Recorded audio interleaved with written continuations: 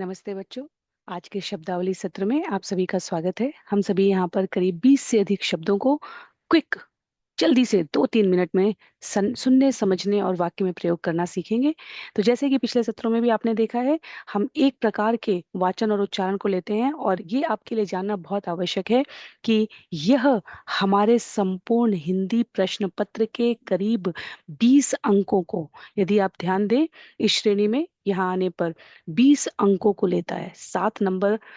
7 प्रश्न है, 14 अंक हैं, बहुविकल्पीय प्रश्न एमसीक्यू। यदि आपको शब्द अर्थ नहीं पता है तो आपको इसमें परेशानी हो सकती है। और शब्दावली सीधे सीधे 5 अंकों के साथ आती है। तो आरंभ करते हैं। आज के लिए सुंदर शब्द है यहाँ पर। सबसे पहले है एक जैसा उच्चारण होने वाला ज से समाप्त होने वाले 2 अक्षर के शब्द, जिसमें अ से आरंभ है और ज से समाप्त है। मौज। कैसे उच्चारण करेंगे? मौज, मोज नहीं, मौज। फौज, हौज और नौज। नौज मूलतः हिंदी शब्द नहीं है, पर फिर भी यह कम प्रचुरता के साथ प्रयोग हो रहा होता है। तो मौज शब्द का अर्थ है आनंद, मस्ती। फौज शब्द का अर्थ है सेना, आर्मी। हौज शब्द का अर्थ है पानी की टंकी या कुंड। और नौज कहते हैं भगवान ना करे ऐसा कभी ना हो, इस प्रकार के संबोधन के लिए। तो आप देख सकते हैं इसका वाक्य प्रयोग बाईं तरफ है, जहां हम कह रहे हैं बच्चे छुट्टियों में नानी के घर जाकर खूब मौज कर रहे हैं। हमारी फौज सीमा पर दिन रात देश की रक्षा करती है।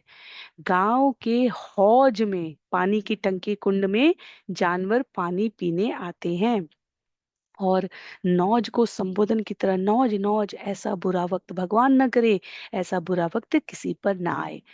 तो आपको ये 4 शब्द समझ में आ गए, कैसे उच्चारण है, क्या इनका अर्थ है और क्या वाक्य प्रयोग है। चलिए अगली सूची पर चलते हैं जल्दी से।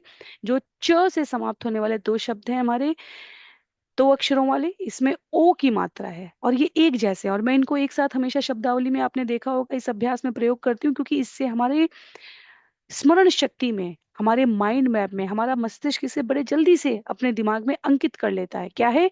सोच। ओ की मात्रा है यहाँ, सोच नहीं है। सोच, लोच, मोच, नोच और कोच। तो सोच का अर्थ है यहाँ पर विचार से, विचार करने को कहा जा रहा है। सोचते हैं हम। लोच कहते हैं इलास्टिसिटी, बहुत ही फ्लेक्सिबल हो आप, लचीलापन है, नरमी है।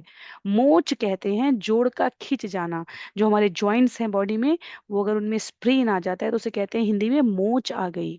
नोच कहते हैं खींच कर निकालना, किसी चीज को नोचना, खींचना। और कोच शब्द के 2 अर्थ हैं यहाँ पर। प्रशिक्षक को भी कोच कहते हैं और रेल के डिब्बे को भी कोच कहते हैं। तो आप देखिए, या बाईं तरफ हमारे वाक्य प्रयोग हैं। अच्छी सोच, अच्छे विचार रखने वाला इंसान हमेशा आगे बढ़ता है।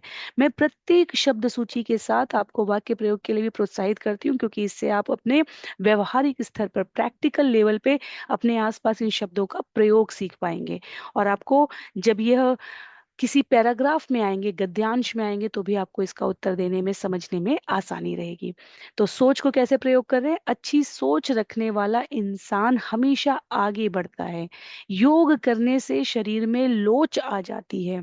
सीढ़ी से उतरते समय मेरे पैर में मोच आ गई, स्प्रेन आ गया। योग, हम योगा को कह रहे थे पिछले वाक्य में। चिड़िया अपनी चोंच से फल नोच कर खा रही थी, खींच कर निकाल कर खा रही थी। और चोच क्या होता है? यदि आपको पता है तो आप जो है इसका उत्तर दीजिए कमेंट बॉक्स में, और नहीं तो कुछ समय के उपरांत मैं खुद दूंगी आपको। हमारे कोच ने टीम को जीतने के नए गुण सिखाए। तो नई टिप्स बताई, ट्रिक्स बताई हमारे प्रशिक्षक ने। ऐसे ही कुछ और वाक्य हैं। तो चलते हैं अगली सूची पर। यदि आपको इन शब्दों से जुड़े हुए कुछ और वाक्य लिखने का मन है तो आप निश्चित रूप से लिख सकते हैं। मैं व्यक्तिगत रूप से उनको चेक करूंगी और इस वीडियो के कमेंट बॉक्स में, और मैं आपको प्रतिक्रिया भी दूंगी। चलते हैं अगले शब्द पे। क्या है सूची में? लकड़ी। तो आप देखेंगे अगली 2 सूची हमें मिलेगी ऐसे शब्दों की जो 3 अक्षर वाले हैं, और ये क्योंकि एक साथ प्रयोग में आएंगे, हम श्रवण करेंगे, तो हम इनको जोड़कर, इनके अर्थ को अलग करते हुए या साथ में रखते हुए इनका प्रयोग करेंगे। लकड़ी, रबड़ी, तगड़ी, बिगड़ी। अब हम देख सकते हैं लकड़ी के लिए लिखा है पेड़ से प्राप्त कठोर पदार्थ। तो हम जिसे देखते हैं ब्राउन कलर का, भूरे कलर का जो पेड़ है, उससे जो काट कर कठोर पदार्थ जिससे फर्नीचर बनते हैं। रबड़ी कहा जा रहा है यहाँ पर दूध से बनने वाली एक मिठाई को। तगड़ी कह रहे हैं मजबूत, शक्तिशाली। और बिगड़ी है यहाँ पर खराब हुई, सही स्थिति से हट गई। जो रेगुलर, जो ठीक ठाक स्थिति है, परिस्थिति है, उसको कहा जा रहा है, सिचुएशन है, उससे डेविएट हो गई, अलग हो गई। वाक्य प्रयोग में कैसे किया है, सुंदर, बहुत अच्छे वाक्य हैं यहाँ पर। और ये हमें अनेकों बार हमारे पाठ्य पुस्तक में मिल जाते हैं। और हम अगल बगल अगर ध्यान दें तो हमें ये वाक्य प्रयोग में भी सुनने को मिल जाते हैं। तो लकड़ी कैसे है, दादी माँ चूल्हे में लकड़ी जलाकर रोटी सेक रही है। मथुरा की रबड़ी, मथुरा शहर का नाम है, उत्तर प्रदेश में आता है, भारत में। मथुरा की रबड़ी खाने में बहुत स्वादिष्ट होती है। तगड़ी के लिए कहा, पहलवान का शरीर बहुत तगड़ी, कठ कद काठी वाला है। तो मैं एक दो शब्द हमेशा वाक्य प्रयोग में ऐसा देने का प्रयास करती हूँ जिससे कि आप उसके उसको सोचने के लिए, उसके बारे में उत्तर देने के लिए प्रोत्साहित हो। कद काठी का अर्थ यदि आपको पता है तो आप कमेंट बॉक्स में लिखिए, मैं निश्चित रूप से आपको इसका उत्तर दूंगी। और नहीं तो कहीं ना कहीं किसी न किसी वीडियो में हम पुनः इसका प्रयोग करेंगे। तो पहलवान का शरीर बहुत तगड़ी कद काठी वाला है। मेहनत और लगन से इंसान अपनी बिगड़ी किस्मत भी सुधार लेता है। बिगड़ी को खराब हुई, मेहनत, हार्ड वर्क, लगन यहाँ पर कहा जा रहा है, कंसिस्टेंट एफर्ट को कहा जा रहा है। और किस्मत हमारी डेस्टिनी को कहते हैं कई बार हम, पर हम प्रयत्न करें तो बिगड़ी किस्मत भी सुधर जाती है यदि व्यक्ति मेहनत और लगन से कार्य करे। तो आज के इस सत्र के लिए, छोटे से सत्र के लिए, अगले और अंतिम सूची पर चलते हैं, जहां ऐसे ही और चार शब्द हैं जिसमें कहा जा रहा है उजड़ी, अकड़ी। मैं आपको इसीलिए इसका उच्चारण करते हुए समझा रही हूँ, पकड़ी और जकड़ी।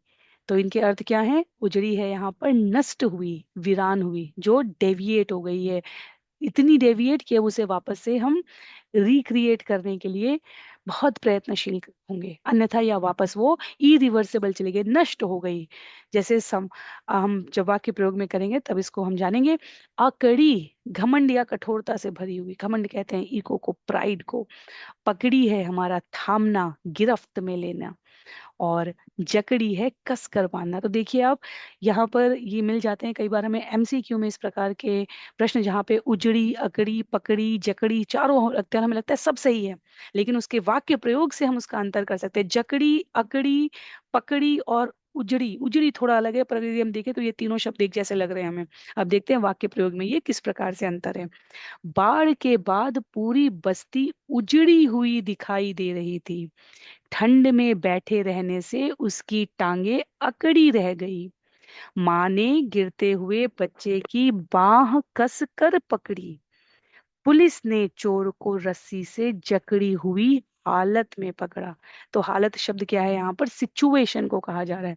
तो आपने देखा जब हम प्रयोग कर रहे हैं तो अकड़ी शब्द यहाँ पर किस अर्थ में प्रयोग हो रहा है, टांगे अकड़ी रह गई। और अर्थ हम क्या कह रहे थे, या तो घमंड है या तो कठोरता से। तो टांगे क्या हो गई, कठोर हो गई हैं, वह अकड़ी रह गई हैं। और जकड़ी हुई हालत में, कसकर बंधी हुई हालत में क्या हुआ, चोर को रस्सी से पुलिस ने पकड़ा। तो मैं उम्मीद करती हूँ, आशा करती हूँ आप इन शब्दों का अभ्यास करेंगे, इनको अवसर आते ही प्रयोग करने का भी प्रयत्न करेंगे। और जैसा कि हम हर सत्र में करते हैं, अंतिम स्लाइड में आपके लिए कुछ है। यहाँ चार शब्द दिए मैंने, झड़ी, दाढ़ी, हथकड़ी और छड़ी। आपका काम है कि आप इनके अर्थ ढूंढिए, आप इनका वाक्य प्रयोग कीजिए, और आप इनको कमेंट बॉक्स में मुझे चेक करने के लिए लिखिए। मैं निश्चित रूप से जिन्होंने भी जमा किया है, उनका उत्तर दूंगी। आप सभी को बहुत बहुत धन्यवाद।